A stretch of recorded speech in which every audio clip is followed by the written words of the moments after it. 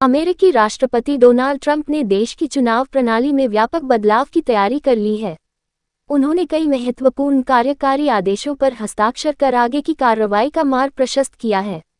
अब संघीय चुनावों में मतदान के लिए नागरिकता के दस्तावेजी प्रमाण के बिना पंजीकरण संभव नहीं होगा। डाक से मतदान के नियमों में भी संशोधन किया जाएगा।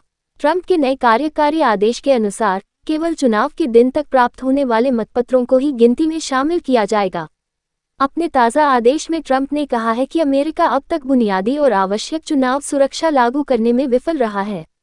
नए कार्यकारी आदेश जारी होने के बाद ट्रंप प्रशासन ने राज्यों से मतदाता सूचियों को साझा करने और चुनाव अपराधों पर मुकदमा चलाने के लिए संघीय एजेंसियों के साथ मिलकर काम करने का आह्वान किया है। सहयोग न करने की स्थिति में संघीय वित्तीय मदद वापस लेने की चेतावनी भी दी गई है। यदि राज्यों के चुनाव अधिकारी संघीय आदेशों का पालन नहीं करते तो उनके लिए संघीय वित्तपोषण रोका जा सकता है।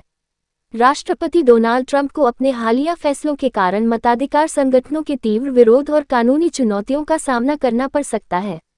ट्रंप लंबे समय से ये दावा करते आ रहे हैं कि अमेरिका के चुनावों में बड़े पैमाने पर धांधली हो रही है।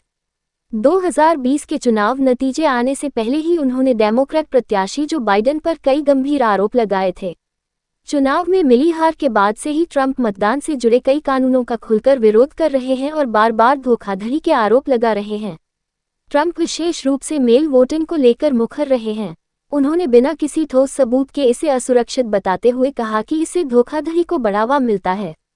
हालांकि इस साल चुनाव में जीत मिलने के बाद उन्होंने इस मुद्दे पर अपना रुख बदल लिया, क्योंकि रिपब्लिकन नेताओं और उनके समर्थकों के बीच ये पद्धति काफी लोकप्रिय हो गई है। अमेरिकी चुनाव विशेषज्ञों का कहना है कि धोखाधड़ी के मामले दुर्लभ होते हैं, इनका दायरा सीमित होता है और ऐसे मामलों पर कानूनी कार्रवाई की जाती है।